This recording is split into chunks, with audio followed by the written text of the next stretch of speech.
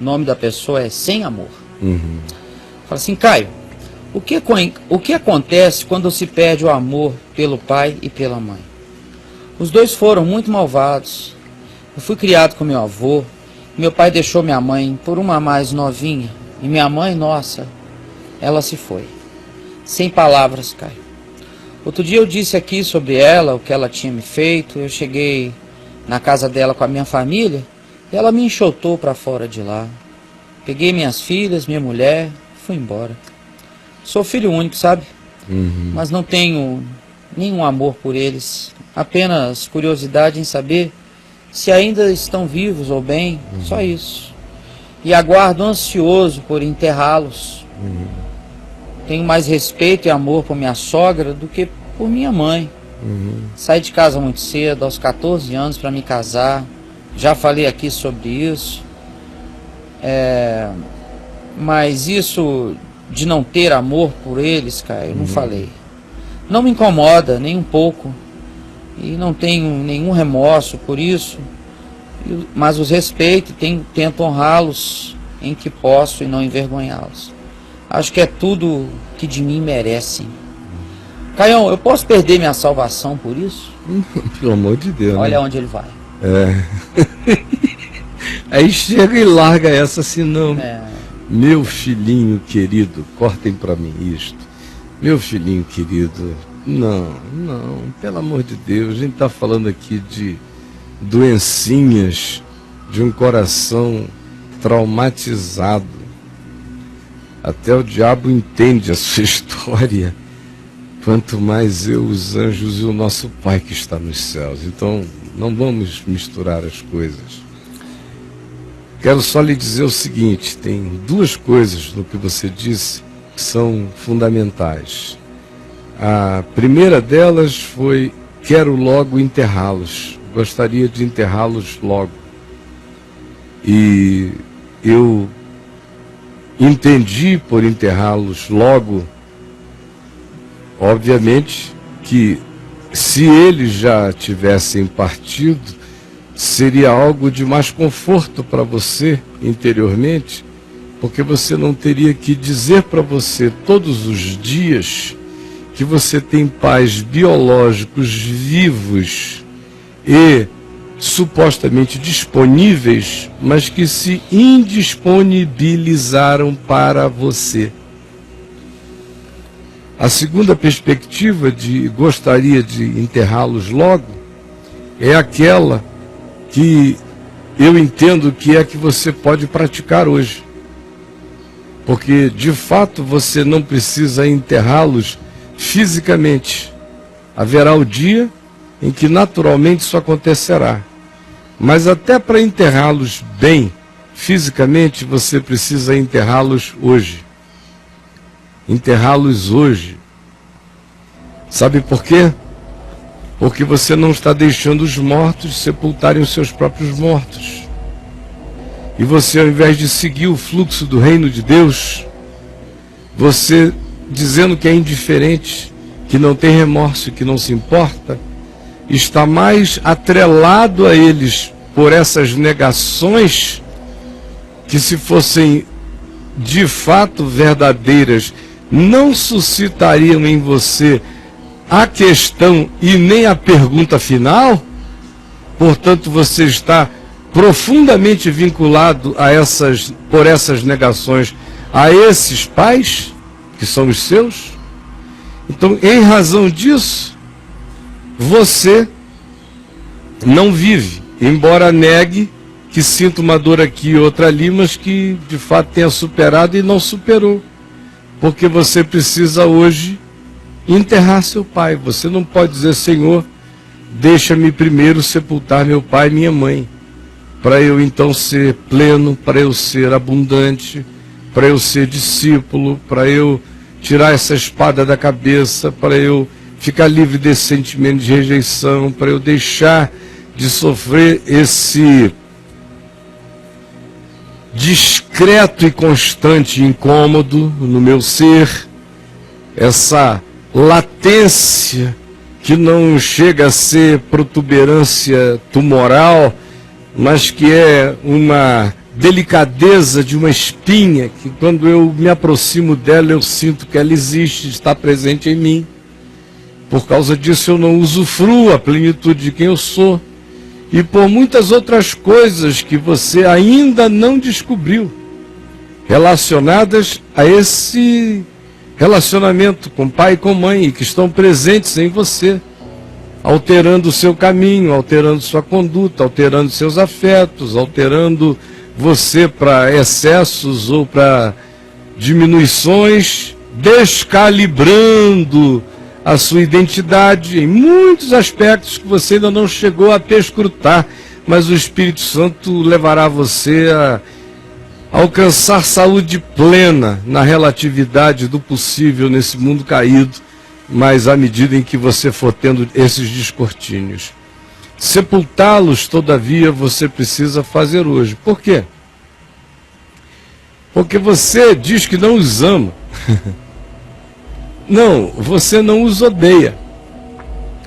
Você os ama. Você só não tem a menor chance de dizer para você mesmo que você os ama.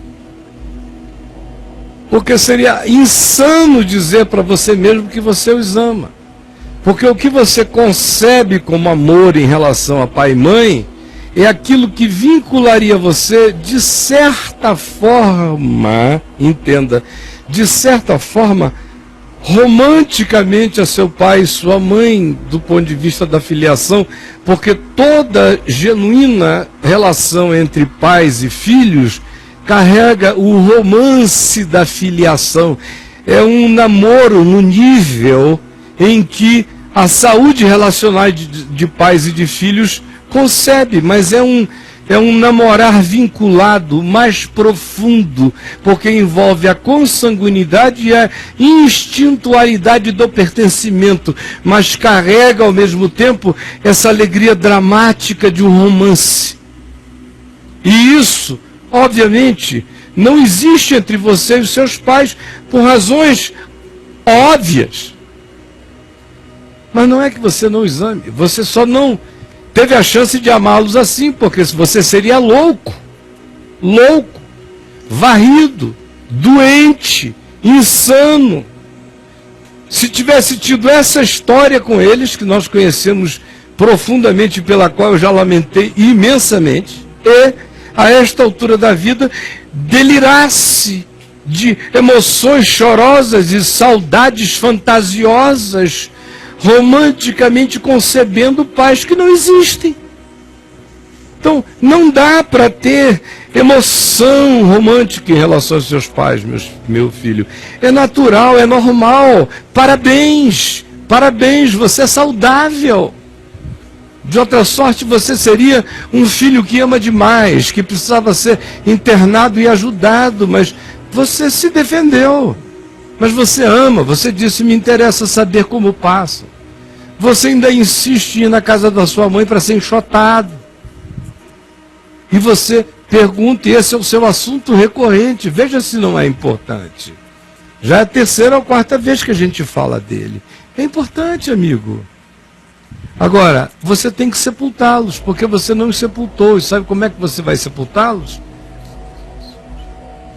Quando você desistir dessa projeção fantasiosa de que você teria que ter um amor romântico pelo seu pai, pela sua mãe, por esses pais que você tem, biologicamente falando. Não, Jesus acabou com essa história. Quando vieram dizer a ele, tua mãe e os teus irmãos estão lá fora, ele disse, quem são minha mãe e meus irmãos? Minha mãe e meus irmãos são todos aqueles que fazem a vontade do meu pai e a praticam. E nos ensinou a dizer que minha mãe e meus irmãos são todos aqueles que, sendo mãe e não minha, me ame como mãe, me acolha como mãe, é minha mãe. Não sendo meu pai, me acolha como pai, me instrua como pai, é meu pai. Não tendo me gerado, todavia me pariu na consciência, eu assim o respeito e o venero como pai e como mãe. No Evangelho, a gente ganha muitos pais, muitas mães, muitos filhos. A gente se irmana com a comunidade humana. A gente vai se tornando um ente onde não há mais nem homem, nem mulher, nem escravo, nem liberto, nem etnia, nem nacionalidade. Não há mais nada disso. Nós fazemos parte de algo gigantesco quando a consciência do Evangelho entra em nós, a nossa observação do outro muda, a interpretação do outro acerca de nós também pode crescer imensamente naquilo que produza como vínculos. Então, deixa eu lhe dizer, não daria para você amar a esses pais de modo romântico, como você me viu, por exemplo, aí amando meus pais romanticamente. É um romance que eu tenho com os meus pais, com a história da nossa vida. É romance.